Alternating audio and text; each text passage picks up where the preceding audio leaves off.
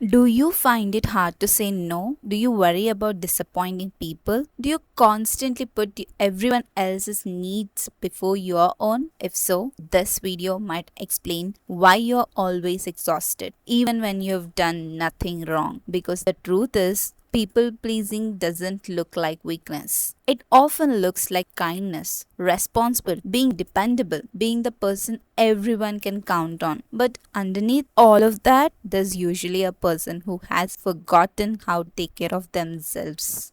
Welcome back to the Quiet Wisdom, a place where psychology, emotional healing, and personal growth comes together to help you live with more peace and self-respect. Today, we are exploring the hidden cost of always putting others first and how to finally choose yourself without guilt. Maybe right now you're sitting quietly, wondering why you're so tired, not physically, emotionally. You answer messages, show up for people, handle responsibilities, smile when you're supposed to. Yet somehow something feels empty. You keep giving your time, your energy, your attention, your patience, and somewhere along the way, you stopped asking what you need. People often think burnout comes from working too much, but emotional burnout can come from carrying everyone else's emotions while ignoring your own. And that's a burden no one was designed to carry forever. Then something happens. You open social media, you see people succeeding, traveling, smiling, living what seems like perfect lives. And suddenly you wonder, why am I struggling so much? You compare, you overthink, you question yourself, and for a moment, you forget that social media shows highlights, not reality.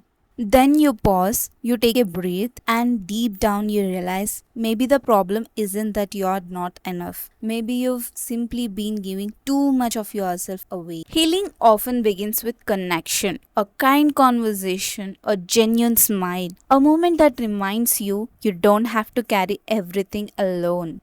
Sometimes strength isn't being the strong one. Sometimes strength is allowing someone else to support you, to comfort you, to listen, to understand. And when you finally receive the same care you've been giving everyone else, something inside begins to soften. You start noticing a pattern. You've spent years taking care of others, but how often have you cared for yourself with the same compassion? The answer often goes back further than we realize, back to childhood, back to the moment that shaped us. Many people pleasers learned early that love felt safer when they were helpful, when they were good, when they caused no problems, when they met expectations. Maybe you were praised for being mature, responsible, easy to manage, the child who never complained, the child who always behaved.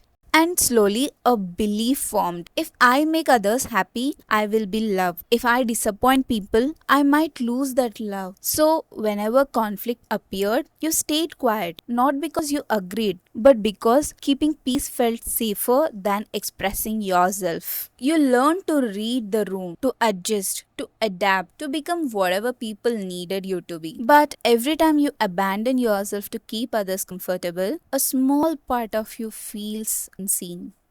Over time, that becomes resentment, not because you're selfish, but because your needs matter too. And needs ignored for years eventually became pain, exhaustion, anxiety, overthinking, emotional numbness. The truth is, healthy people don't love you because you sacrifice yourself. They love you because you are you. Real relationships don't require constant self abandonment, they allow honesty, differences, boundaries, and mutual respect.